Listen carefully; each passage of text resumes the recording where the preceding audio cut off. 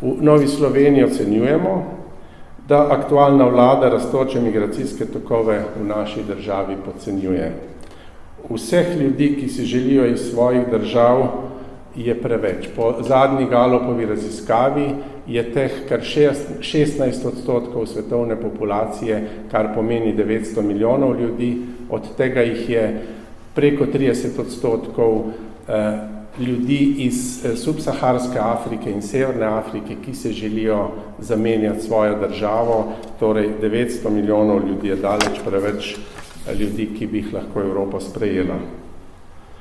Osnovni cilj vsake države je, da zavaruje svoje meje in da za svoje državljane omogoči varnost. Če tega ne zagotovi, imamo problem. Vlada mora slišati tudi zaskrbljenost ljudi, zdaj govorimo o samih Slovencih, ki je zaradi okoliščin strah in se počutijo nelagodno. Ne želimo si namreč v Novi Sloveniji, da bi prihajalo zaradi slabega odziva do ekstremizmov, oblikovanja vaških straž in česa podobnega. Kot veste, številke o migrantskih tokovih so alarmantne. Do včeraj je bilo že preko 43,000 migrantov, ki so jih zabeležili in policija. To enormno povečanje glede na lansko leto je res zastrašujoče. Azilni domovi, Vič, Logatec, pokajo po šivih. Kje bodo vsi ti migranti nastanjeni po zimi? V Novi Sloveniji nas skrbi tudi dvig kriminalitete in pozivamo vlado, da se resno in nemudoma loti problema, da se zagotovi nadzorovano stanje in da se zmanjša pritok migracij. Zdaj boste rekli, kako. Predsednik vlade Robert Golob je tudi na poslanskem vprašanju in sicer podcenjeval ta problem in je povedal, da sami ne moremo rešiti ničesar in da čakamo na odziv Evropske unije. In na ta odziv čakamo že 10 let. Imamo azilno zakonodajo, ki omogoča številne zlorabe. Migrant recimo pride v Slovenijo, zaprosi za azil, policist ga taksira v azilni center, tam se naje, umije, preobleče, naspi in potem gre naprej. Azilni postopek traja več mesecev, tudi do leto, in takrat, ko je ta končan, azilant že ne vemo, kje je. Več kot 500 milijona ljudi se sprehaja po Evropski uniji, od Španije do Francije in nihče ne ve, zagotovo so to tudi varnostna tveganja. Recimo nekatere države, kot je Španija, sklepajo sporazume, recimo z Marokom, o vračanju beguncev, zato imamo sedaj Maročane tudi na tako imenovani balkanski poti in tudi v Ljubljani. Poziv Nove Slovenije je, da mora država resno in učinkovito zaščititi svoje meje ter zaščititi svoje državljane. Zato imamo policijo, če je potrebno, lahko, ne glede na vroče debate, pomaga tudi Slovenska vojska.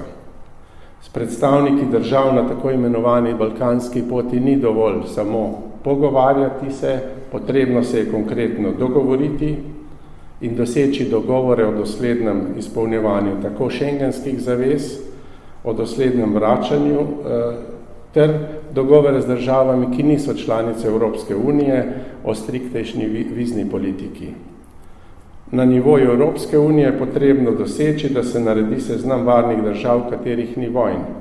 Begunce jih teh držav bi bilo potrebno dosledno vračati.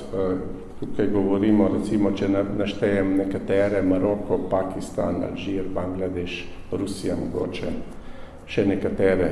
V Novi Sloveniji zagovarjamo ciljne migracije, to je sprejem tistih, ki jih dejansko potrebujemo, ker vemo, da delovne sile v Sloveniji ni dovolj, seveda pa tudi, kot veste, s tem povezano zagovarjamo zdravo in spodbudno družinsko politiko.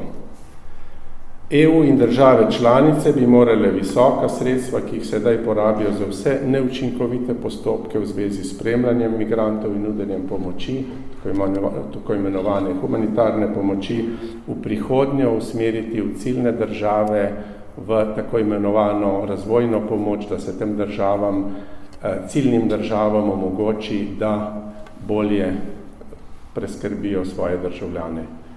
Hvala lepa.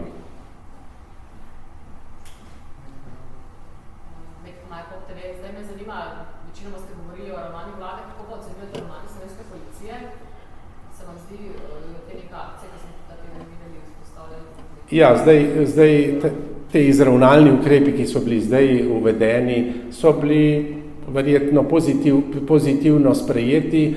Jaz sem se vprašal na diskusiji poslansko s kolegico, kako bi prejšnji vladi te ukrepe imenovala. To bi bili verjetno kakšni fašistični ukrepi. Seveda, mi v Novi Sloveniji zagovarjamo vse ukrepe, ki izboljšajo varnost naših prebivalcev, nagovorijo tudi strah o tem, čemer sem govoril, in zagotovijo, da so ti tokovi bolj kontrolirani.